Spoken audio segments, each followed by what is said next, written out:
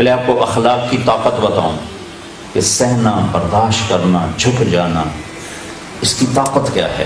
میرے نبی نے فرمایا ایک آدمی ساری زندگی تہجد پڑھتا رہا، سویا نہیں، اور ساری زندگی روزے رکھتا رہا، کھایا نہیں، یہ فزیکلی ان دو چیزوں کو جمع کرنا ناممکن ہے، ناممکن۔ عبداللہ بن زبیر تھے، 8 راتیں نہ سوتے نہ کھاتے تھے، 8 دن کا روزہ رکھتے تھے۔ سن رہے؟ آج روزہ رکھا نا تو 8ویں دن افطاری کرتے تھے، نفل روزہ، نفل، لیکن 9ویں دن وہ بھی بے بس ہو جاتے تھے، ٹھیک ہے۔ تو فزیکلی اگر کوئی آدمی یہ کر لے کہ زندگی بھر رات کو تہجد، سوئی نہیں، دن میں روزہ، کھائے نہیں، تو اس عبادت پر وہ کہاں پہنچے گا، کس مقام پر پہنچے گا؟ لیکن میں اپنے نبی کی سن لو کہ جس کے اخلاق اچھے ہوں گے وہ اس سے بھی آگے پہنچے گا۔ کھاتے رہو، سوتے رہو، پیتے رہو، ہنستے رہو، کماتے رہو، اخلاق اچھے کر لو۔ اچھا، سارے اچھے اخلاق آپ کے قابو میں آ جائیں، ایک کام کر لو، ایک، صرف ایک۔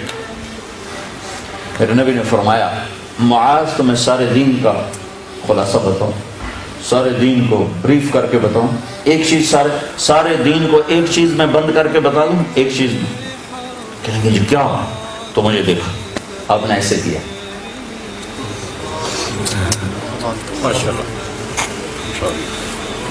آپ نے یہ نہیں کہا تہجد پڑھ، روزے رکھ، ذکر کر، تلاوت کر، عمرے کر، حج کر،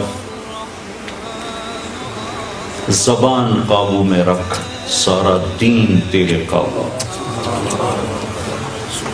کوئی عورت زبان قابو میں رکھ لے، کوئی مرد زبان قابو میں رکھ لے، کسی طرف سے، کوئی بیوی کی طرف سے ہے، بیوی کو خاتون کی طرف سے ہے، بھائی کو بھائی کی طرف سے ہے، دوست کو دوست کی طرف سے ہے، اگر زبان بند ہے اور قابو ہے، رب ذوالجلال کی قسم کوئی آپ سے آگے نکل نہیں سکتا۔ ایک صحابی ابو دجانہ رضی اللہ تعالیٰ، بڑے صحابہ میں، بدر سے لے کر آخری حج تک ہر مارکے میں شریک رہے۔ ایک دن کہنے لگے تمہیں بتاؤں میری بخشش کا سب سے بڑا عمل کیا ہے، جس پر مجھے امید ہے کہ اس پہ میں انشاءاللہ بخشا جاؤں۔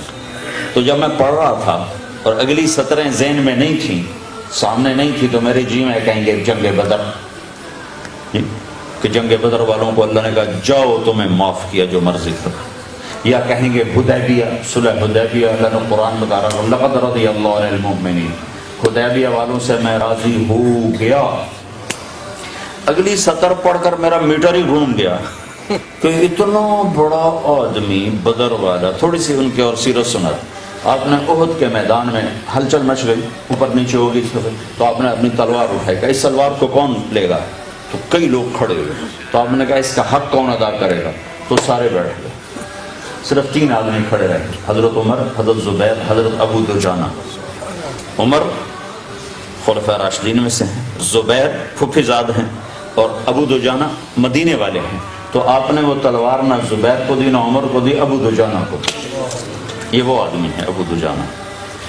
ابو دجانہ فرمانے لگے میرے پاس بخشش کا سب سے بڑا عمل صرف ایک ہے کہ میں نے آج تک اپنی زبان سے کسی کو دکھ نہیں پہنچا، اور میرے دل میں کسی مسلمان کا بغض نہیں۔ تو یہ ساری عورتیں، یہ سارے مرد، یہ میری آخری بات لے لیں جو ابو دجانہ نے کہی کہ دل سے، زبان سے کسی کو دکھ دینے والا بول نہ بولو۔ سامنے بیوی ہو، بیوی کے لیے خامند ہو، بھائی ہو، بہن ہو، باپ ہو، ماں ہو، دوست ہو، ساتھی ہو، اپنا ہو، پرایا ہو، اور اپنے دل میں کسی کی نفرت نہ پیدا ہونے دو، تو رب ذوالجلال کی قسم بغیر حساب کتاب کے اللہ جنت میں ڈالے۔